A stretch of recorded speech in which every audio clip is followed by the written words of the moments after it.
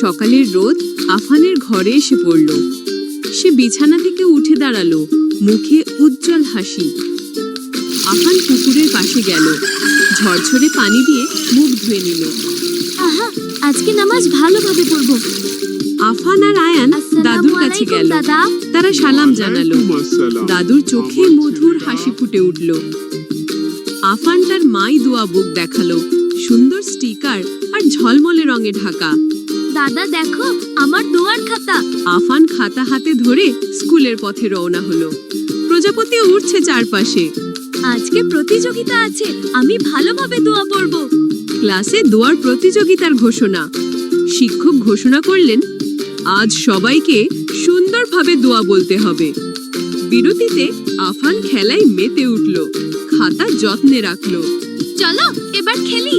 চকের ওপর পায়রার আগমন। একটি সাদা পায়রা আফানের খাতার কাছে এলো। চোখে কৌতূহল, পালকের নড়াচড়ায় আনন্দ। ও, পায়রা এসেছে। পায়রা খাতাটি মুখে নিয়ে উড়ে গেল। আফান হতবাক, না, আমার দোয়ার খাতা। আফান ব্যাগে খুঁজল, খাতা নেই। মনটা ভরে গেল দুঃখে। আমার খাতা কোথায় গেল? আফানের বন্ধুরা এসে সাহায্য করতে লাগলো। সবাই খুঁজতে শুরু করলো। চলো একসাথে খুঁজে বের করি। হ্যাঁ, আমি খুঁজে পেতে যাই। পুকুরের ধারে তারা খুঁজতে লাগলো। জল ঝলমল করছে, প্রজাপতি ও মাছ খেলছে।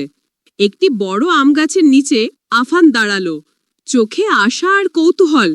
হয়তো এখানে খাতা আছে। আফান গাছের পাশে বসে কাঁদতে লাগলো, ছোট ছোট চোখে জল।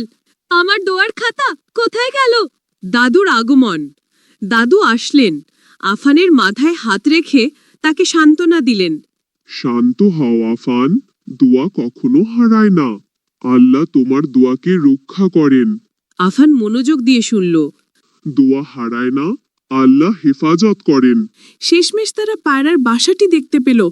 খাতার উজ্জ্বল নীল রং ঝলমল করছে। ওখানে আমার খাতা, চল সাবধানে নিয়ে আসি। সবার চোখ উপরের দিকে, সবাই বিস্ময়ে তাকিয়ে আছে। খাতা সত্যিই আছে। দেখ, পায়রা এসেছে আবার। সাদা পায়রা আবার উড়ে এসে বাসার কাছে নেমে এলো। তুমি ফিরে এসেছো। আফানের মুখে আনন্দের হাসি ফুটল। হারানো খাতা ফিরে এসেছে। আমার খাতা, ধন্যবাদ বন্ধু। পায়রা খাতাটি আফানের দিকে এগিয়ে আনলো, যেন উপহার দিচ্ছে। ওহ, তুমি আমার খাতাটি ফিরিয়ে দিলে। সবাই হাততালি দিয়ে খুশিতে মেতে উঠল।